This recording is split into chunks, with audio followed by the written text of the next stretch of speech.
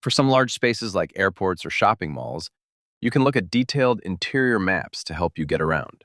As we zoom into this mall in Boise, which is just medium-sized, notice there's a Look Inside button below its name. We can either click this or just keep zooming in.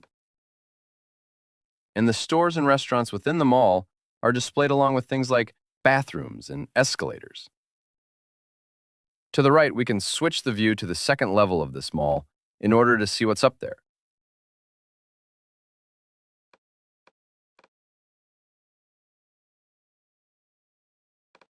Next, let's head to O'Hare Airport.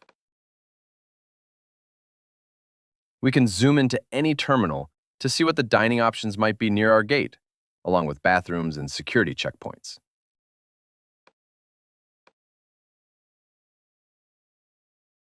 From the airport's info panel, we can click to view where exactly each baggage claim carousel is located.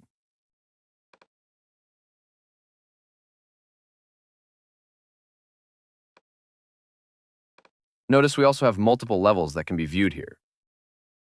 This can make it easier to familiarize yourself with an airport or mall from your Mac before or while visiting the location.